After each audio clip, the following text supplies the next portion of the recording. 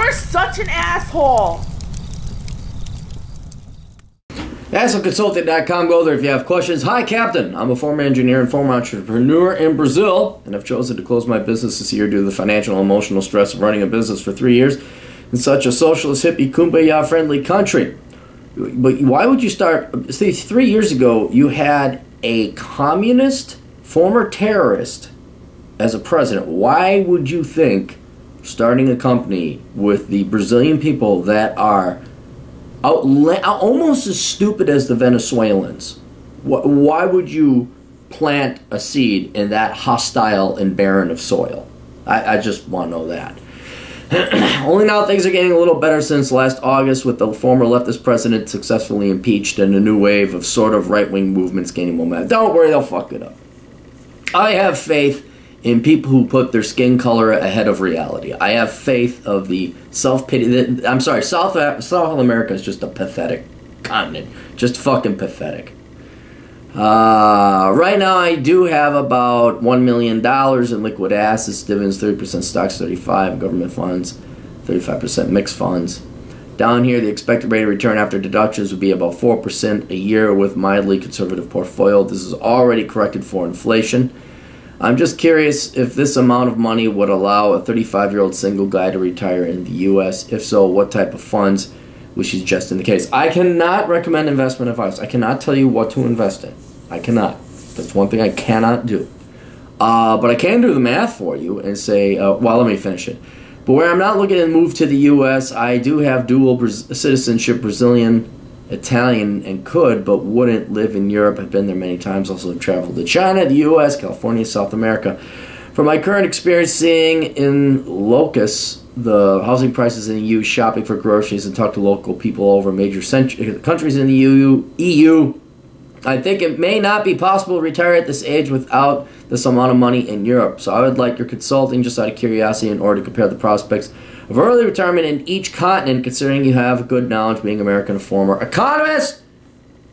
You do want a small house, already paid for no debts. Regards, and we won't mention your name. Okay, here's the deal.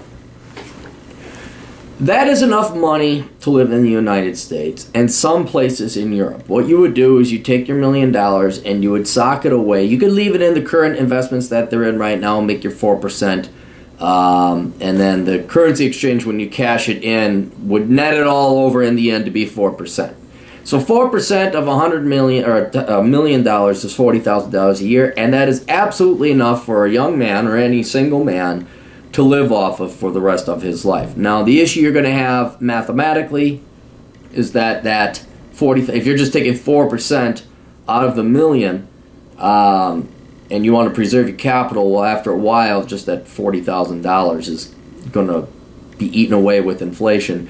So you may have to increase your $1 million and maybe work part-time or something to subsidize it so that you're not doing that. Also, with $1 million, yeah, you could start eating away into that capital. But in short, yes, it's possible.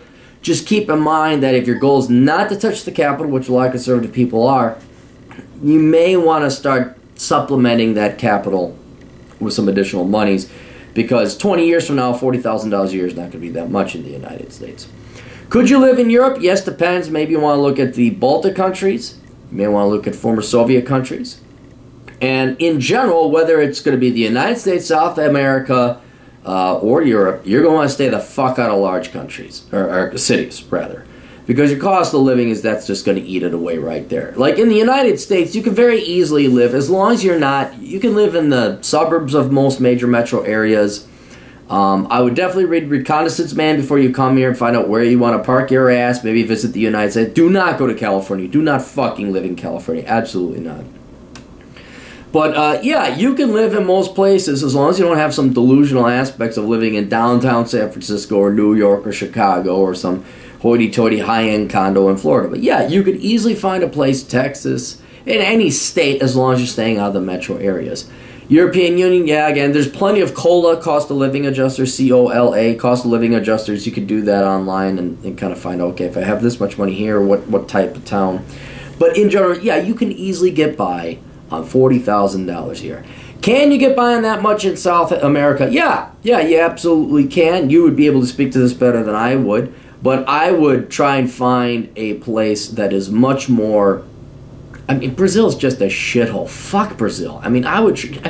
Look, if you got dual citizenship with Italy and you're paying those level of taxes, if you're going to suffer shit, you might as well suffer shit with nice architecture and good food and good weather. Well, I guess Brazil has pretty good weather, too. So, I mean, yeah, maybe you could go to Italy anyway, but the roads aren't worth it. But I can't stand, I have certain standards in my life, and operating roads and not having a fucking communist terrorist fuck as a president is one of them. Well, that's South America. Now, you could go ahead and do your research and find countries, maybe Paraguay and Uruguay are a little bit better. I'd stay the fuck out of Argentina until this fucking right-wing guy finally gets, proves that we're not going to have another slip back to hubby and wifey, what the fuck was her name? Kirchner. Chile might be an option. That might be a place to consider. Those guys seem to have their shit together. Thank you very much to conservative American economists went out there. And Pinochet killing a bunch of communists. But yeah, the rest of it just looks like a shithole. It just looks like a shithole. Fuck Venezuela. Fuck Colombia. Yeah, not my cup of tea. So I would come to the U.S., or do a little bit more research in Europe, the Baltics, some of the, Poland maybe, places that they hate communism, but even though they hate communism and they're under the tyranny, the younger generation is now starting to vote it back in. But yeah, mathematically you can live, any man can live on 40 grand a year pretty much anywhere. I would also not limit yourself to just those places. I would start looking at places like maybe New Zealand. I would also start to look at places like Southeast Asia, maybe like Thailand, Mexico even. There are places that are very cheap where $40,000 go a long fucking way. And you don't really get worked up about the politics. You just kind of keep to yourself. And you live on a beach and you drink some margaritas. But yeah, you could go Galt now. You've got your money, you got your cash. And you could live off of the dividend interest on that for quite some time. And then down the road you might have to do an amortization calculation and kind of schedule out as you start to draw on the actual principle of this balance. But that's something you do more towards retirement age. But for now, man, yeah, dude, you put in your time. Fuck the communists. I wouldn't work no more. I'd go Galt. And you can pretty much have your pick of the litter where you'd go. So I would spend your time traveling around, find some places you like to go, and you're in no rush. Certainly no rush. But yeah, you could definitely do that here in the United States. So best of luck to you. Toodles.